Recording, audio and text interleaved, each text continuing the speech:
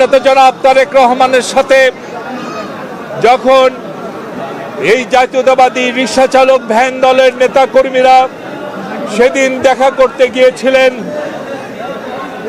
নেতাকে নিজেদের মাঝে পেয়ে তাদের মুখে যে হাসি ছিল সেই হাসির সাথে পৃথিবীর কোনো হাসির তুলনা করা যাবে না।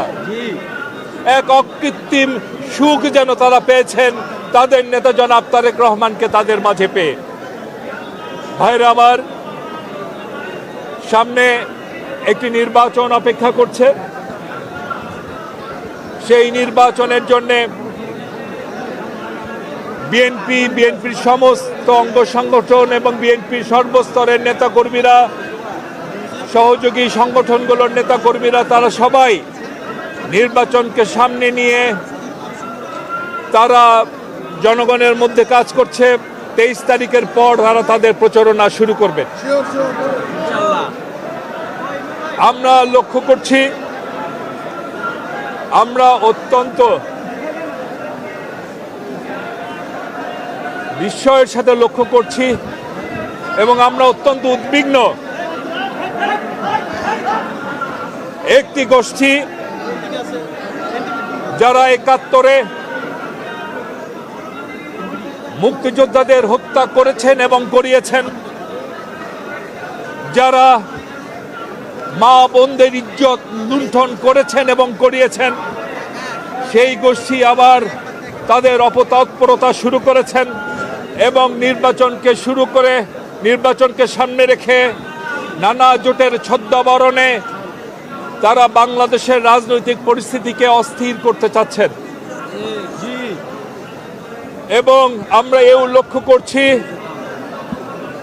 জনগণ যখন একটি পরিচ্ছন্ন নির্বাচন, একটি অংশগ্রহণমূলক নির্বাচনের জন্যে নিজেকে প্রস্তুত করছে ভোট দেওয়ার জন্যে, ঠিক সেরকম একটি সময়ে আমাদের কানে নানা রকম ষড়যন্ত্রের কথাও আসছে আমাদের কানে।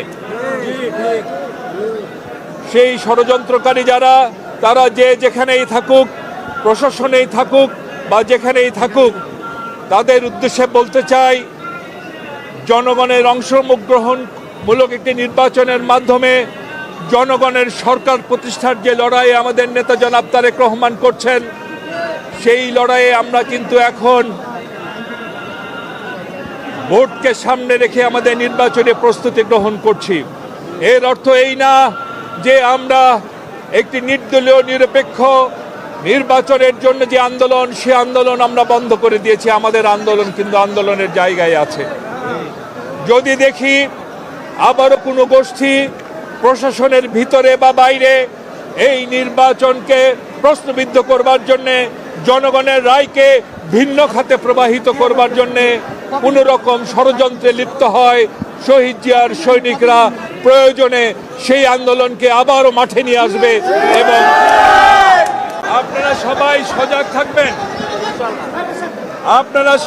সজাগ থাকবেন, একটি গোষ্ঠী তাদের বিষাক্ত দাঁত কিন্তু লুকিয়ে রাখছে, তাদের হিংস্র নোকের থাবা কিন্তু বিভিন্ন পকেটে লুকিয়ে রেখে এক এক সময় এক এক কথা বলছে।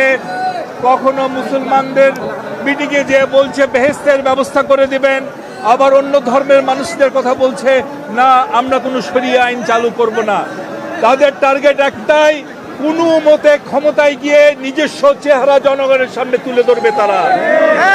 সেই ভয়ঙ্কর চেহারা দেখতে এই জাতি আর চায় না। এই জাতি সেই ভয়ঙ্কর চেহারা ইনশাল্লাহ তাদের ভোটের মাধ্যমেই প্রত্যাখ্যান করবে। এরা সুযোগ পেলে এমনও কথা বলবে, যে এমনও ফতোয়া দিবে যে মুসল্লিরা প্রয়োজন মতো ওই যে ঢাকেশ্বরী মন্দিরে গিয়ে নামাজ পড়তে পারবে এবং ঢাকেশ্বরী মন্দিরের পুরোহিতরা প্রয়োজন মতো এসে বায়তুল মুকাররমে এসে পূজা দিতে পারবে। এরা ক্ষমতায় আসার জন্য এরকম উদ্ভট নানা রকম ফতোয়া দিবে। এদেশের জনগণ, ধর্মপ্রাণ জনগণ, এদেশের মুসলমান, হিন্দু, বৌদ্ধ, খ্রিস্টান সবাই মিলে তাদের এই ধর্ম ব্যবসায়ীদের এই প্রচেষ্টা ইনশাল্লাহ ব্যালটের মাধ্যমেই প্রতিহত করবে। ধন্যবাদ সবাইকে।